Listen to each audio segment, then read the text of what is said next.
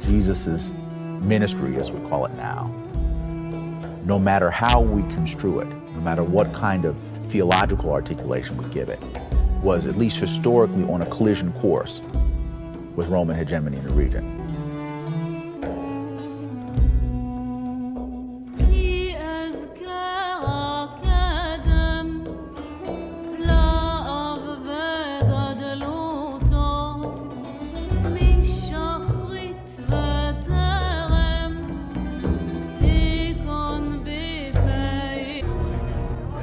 And he lifted up his eyes on his disciples and said, Blessed are you who are poor, for yours is the kingdom of God.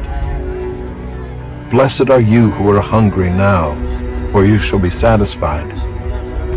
Blessed are you who weep now, for you shall laugh. Blessed are you when people hate you, and when they exclude you and revile you and spurn your name as evil on account of the Son of Man. Rejoice in that day, and leap for joy, for behold, your reward is great in heaven. For so their fathers did to the prophets. But woe to you who are rich, for you have received your consolation. Woe to you who are full now, for you shall be hungry. Woe to you who laugh now, for you shall mourn and weep. Woe to you when all people speak well of you, for so their fathers did to the false prophets. Okay, here again, what do you see here? Two sources. Two sources. See if you can, well, let's just, everybody know, this is Luke's blessings. Blessed are you poor, yours is the kingdom. Blessed are you that hunger now. Blessed are you that weep now. Blessed are you when men hate you and exclude you, and so forth. So basically it's four blessings: the poor, the hungry, the ones weeping, and the ones persecuted. You got that? Go over to Matthew. Matthew, I believe, is taking Luke and expanding it, and this is the version everybody knows, the so-called Beatitudes. But notice how it is quite a bit different. Blessed are you poor becomes poor in spirit. Blessed are you that mourn, that could be about the same. Hunger and thirst is after righteousness now. See how it's being spiritualized more? So here's the two sources again. Call it Q, call it whatever you want. I don't care what you call it. They're right there. You can read them. And you can see now they're different.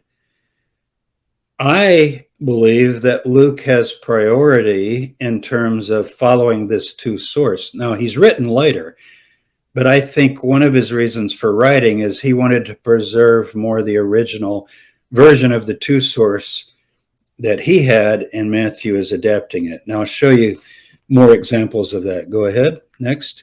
And again, let me just add, if I put them all together, what have I got? It doesn't even make sense. Blessed are you poor, and also if you're poor in spirit, you're good too. Blessed Right. are you. You see, it's just, come on. Let's be real here.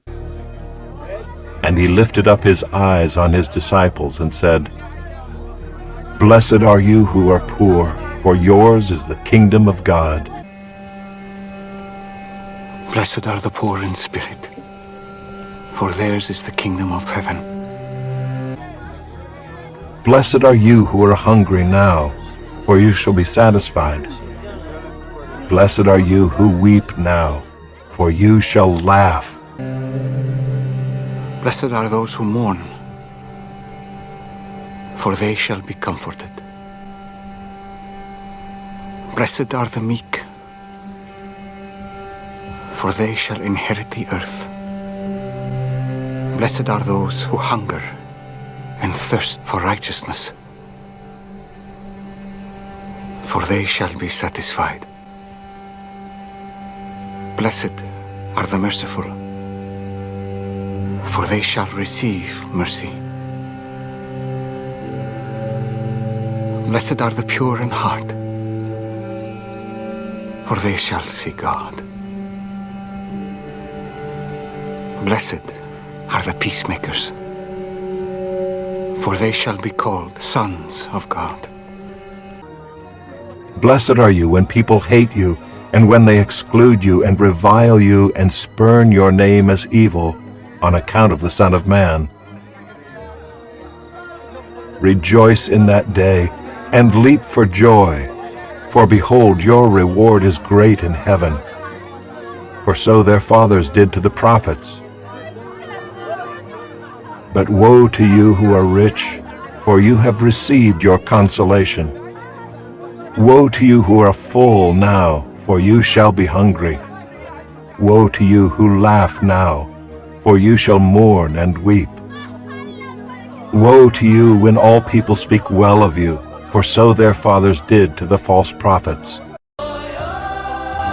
In Paul's letter to the Galatians, he says that Jesus was brought up under the law, meaning he was a descendant of David.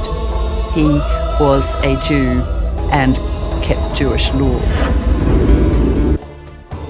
You know, and so most of that history is lost, and it's tragic. So you don't believe Luke was trying to write James out of the story and promote Paul over James? Well, it's true, and that's an issue in the study of the Acts of the Apostles, that it's a selective history. It's just a few pieces of that puzzle Luke chose to include. And when history and theology don't agree, do you change the history, as we did here with Manasseh and Josiah, or do you change your theology? I would say that no, how Jesus uses, again, or how the gospel writers who were interpreting Jesus, how they put it, right? Not to complicate things unnecessarily, but to me that's a factor in all this. Is Jesus saying this, or is this the understanding of the gospel writers and how they're interpreting Jesus in their day? But whichever way you slice it, because Jesus was a first century Jew, I don't think he's going after grammatical historical exegesis, and I think to expect that is a very unhistorical take. There is a tradition, Judaism, that developed, and within that tradition, in order to maintain the relevance of the ancient texts, they were understood creatively, they were adapted to new contexts. Which is why the Bible still is here. If we didn't do that, no one would be reading it. Nobody cares about Neo-Assyrians are attacking Jerusalem or something like that. Nobody cares.